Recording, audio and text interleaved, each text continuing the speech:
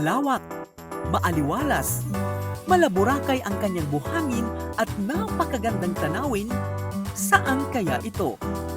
Sa ngayon mga kaibigan ay pupuntahan natin ang isa sa mga ipinagmamalaki po ng Ilocos Norte na yamang kalikasan. Ito po ay ang sinasabi nilang Badoc Island. Tara na at puntahan natin at i-discover kung ano ang mga ipinagmamalaki ng lugar na ito, mga ka-JCQ.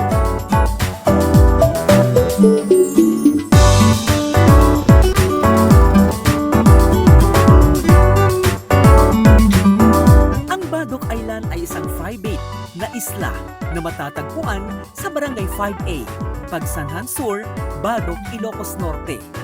Matatagpuan ito sa may 1 kilometro mula sa mainland. Ang isla ay may mahabang stretch ng beach na may puting buhangin, mga natural na formasyon ng bato at bangin sa timog at isang natural na plataporma sa hilaga. Ang buong isla ay sumusukat ng humigit kumulang 36.256 hektarya. Ang Badoc Island ay isang tahimik na lugar, hindi pa gaanong maunlad at nakatagong paraiso na perpekto para sa mabilis na bakasyon at mga mahilig sa kalikasan.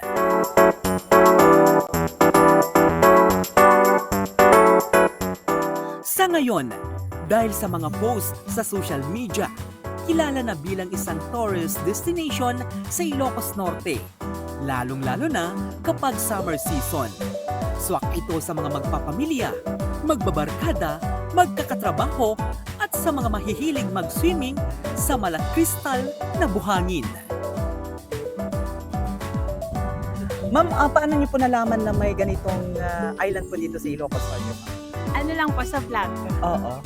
Oo. Napanood lang po namin. Okay. So, sa ngayon ma'am, nakarating na po kayo dito. Ano po masasabi ninyo dito sa Badoc Island? Sobrang ganda po.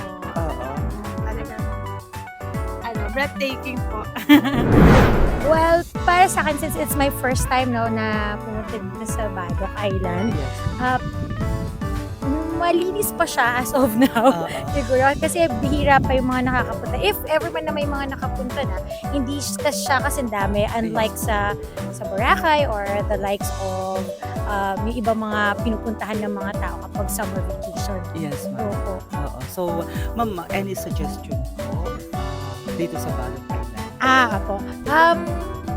In my own opinion, since very virgin pa Yes, naman siya, yes diba? po, Siguro, maganda na they put up more cottages. Yes, ma'am. But sana meron pa rin mga visibility ng mga basurahan Yes, yes para po. mapanatili pa rin yung kalinisan dito Kagandahan po niya. tsaka yung kagandahan po niya. Para maturuan din yung mga tao na how to take care of our environment and of course yung island mismo. Ang mga pangunahing aktibidad dito mga ka-JCQ ay ang paglangoy, snorkeling at paglalakad sa puting buhangin kasama ang pagrenta ng mga pribadong kubo para sa piknik. Ang mga bisita ay maaari ring mag-free dive malapit sa mga dalampasigan at sumakay ng bangka sa loob lamang ng 10 hanggang 20 minuto para sa mainland.